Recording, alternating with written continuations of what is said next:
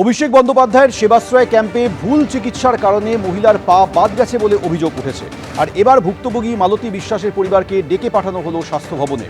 কাল সকাল 11টায় ডেকে পাঠানো হয়েছে স্বাস্থ্য ভবনে। সমস্ত নথি নিয়ে যেতে বলা হয়েছে। উনি ফোনও করেছেন আমাকে, স্বাস্থ্য দপ্তরও তদন্ত শুরু করবে। সোমবার উনি আসছেন আমাদের স্বাস্থ্য দপ্তরে, সব কাগজপত্র নিয়ে আনা হয়েছে। স্বাস্থ্য দপ্তর তো এরকম ধরতক্তা মারপেরেক করবে না, তদন্ত হবে, বাদীকেও ডাকা হবে, বিবাদীকেও ডাকা হবে। যদি কোনো বলার থাকে তদন্তর সামনে ডাকা হবে। যদি দেখি আমরা এটাতে গলত আছে, যে ডাক্তারবাবুরা এই চিকিৎসা করেছিলেন আর যার অঙ্গুলি হেলনে এই চিকিৎসা, এই সেবাশ্রয় নামক নাটক শুরু হয়েছিল, তাকেও কিন্তু তদন্ত করা হবে এবং তলব করা হবে। দরকার হলে পুলিশি যা ব্যবস্থা নেওয়া হবে। হাঁটুর চিকিৎসা করতে সেবাশ্রয় ক্যাম্পে গিয়েছিলেন মহেশতলার বাসিন্দা। ওষুধ খেয়েও না কমায় সরকারি হাসপাতালে যাওয়ার পরামর্শ দেওয়া হয়। 2025-এর ফেব্রুয়ারি থেকে 2 মাস ওষুধ খেয়েও কোনো লাভ হয়নি। এরপর ন্যাশনাল মেডিকেলে অস্ত্রোপচার হয়, বাদ যায় মহিলার ডান পা। দেখেছে গাফিলতির অভিযোগ, ওটা তামাশা চলছে। সেবাশ্রয় নামে মানুষকে খুন করে মহিলার পা কেটে গেল, পা বাদ গেল, ভুল চিকিৎসা। আমরা তো বিষয়টা তুলব, বিধানসভাতেও তুলব। ভয়ানক ঘটনা। প্রথম কথা হচ্ছে সেবাশ্রয়ের টাকা কোথা থেকে? 1 টাকা 2 টাকার ব্যাপার নয়, এই টাকা কোথা থেকে এলো? বেআইনিভাবে রাজ্য সরকারের টাকা কি ডায়মন্ড হারবারে ঢুকেছিল কিনা?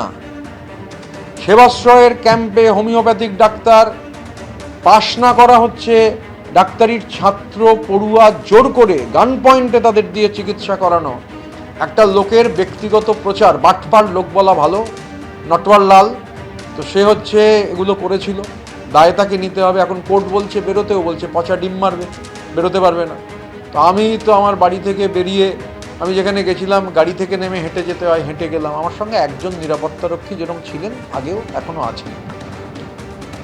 কোথাও সমস্যা হচ্ছে না কারুরই, কিন্তু উনি খালি বলছেন যে ডিম পড়তে পারে, হতে পারে এই পরিবারের এলাকার মানুষ ক্ষিপ্ত হয়ে গিয়ে যার পা বাদ গেছে তারাও এসে ডিম মারতে পারে। সেবাশ্রয়ে ভুল চিকিৎসার অভিযোগ, পা বাদ গেল এক মহিলার। আর এবার অভিষেক বন্দ্যোপাধ্যায়ের নামে এফআইআর। সেবাশ্রয় নিয়ে অভিষেক বন্দ্যোপাধ্যায়ের বিরুদ্ধে ফের এফআইআর দায়ের করা হয়েছে। প্রথমে ডায়মন্ড হারবার, পরে বিষ্ণুপুর, আর এবার রবীন্দ্রনগর থানায় অভিষেক বন্দ্যোপাধ্যায়ের বিরুদ্ধে নতুন করে এফআইআর হয়েছে।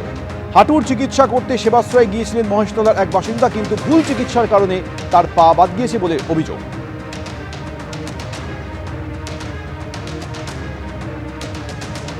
আমি মনে করি যে এই সেবাশ্রয় অভিষেক ব্যানার্জি নিজেকে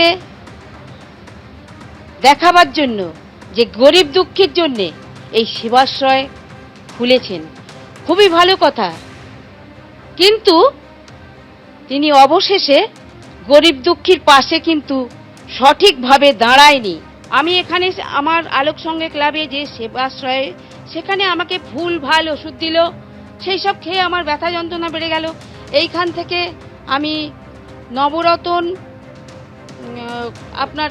নবরতন ওইখানে যে ক্যাম্প বসেছিল, সে বিশাল বড়, ওখানে অভিষেক নিজে এসে ওখানে উদ্বোধন করেছিল। আর ওই ক্যাম্পে আমি দেখাতে গেছিলাম, পা যে কেটে বাদ যাবে এটা আমি ভাবিনি। আচ্ছা, আমি পা দেখাতে যখনই প্রথম যে ডাক্তার, সে আমাকে দেখেই প্রথমে হেসে বলছে, আপনি 1,20,000 টাকা দেবেন। আমি, আপনি কি বলছেন? আপনি এখানে বসে আছেন, আপনি ডাক্তার তো? আপনি এই কথা, আপনি কোথাকার ডাক্তার বলুন? তখন বললো, আমি জগন্নাথ গুপ্তর ডাক্তার। আপনি ডাক্তার, আপনি কি করতে টাকা চাইছেন? তা বলছে, আপনার একটা পা তাহলে আমি ঠিক করে দিই। আমি বললাম, আপনি তাহলে এখানে কেন বসেছেন? তখন বললো, তাহলে আপনি আপনার পার্টির মারফত দিয়ে যান, অভিষেকের সাথে যোগাযোগ করুন। তারপর আমি ওনার সাথে যোগাযোগ করি। আমি চাই আমার মতন আর কেউ যেন না এরকম ভোগে। আজকে আমি চিরদিনের জন্য পঙ্গু হয়ে পড়ে রয়েছি, কারোর এইরকম যেন, আমি চাই আমার সুষ্ঠু বিচার চাই। আমার পায়ের যে এত বড় ক্ষতি হয়ে গেল, আমি তার ক্ষতিপূরণ চাই। নবরত্ন মডেল ক্যাম্পে, সেখানেতে প্রচুর ডিপার্টমেন্ট করা হচ্ছিল, সব বেশি রুম লাগিয়ে বিরাট খরচা করে। তা সমস্ত ডাক্তার দেখা পড়লো, বলছে যে এই কেসটা অমুক রুমেতে। সৌমুখ ডাক্তার দেখে সেখানে দেখা গেল যে গোবর ছুরি ডাক্তার সেখানে বসে আছে। আর লোকালি যে সব ছিল তারা হচ্ছে কেউ ডাক্তার না, বুঝতে পারলাম না যারা, পরে যে জানতে পারলাম তাদের প্রেসক্রিপশনের কোনো সই বা তাদের রেজিস্টার নম্বর বা কিচ্ছু তাদের নেই।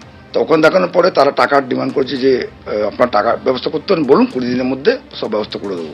অর্থাৎ টাকা যদি দেবো তাহলে এই সেবাশ্রয়ের মাধ্যমে আসবো কেন?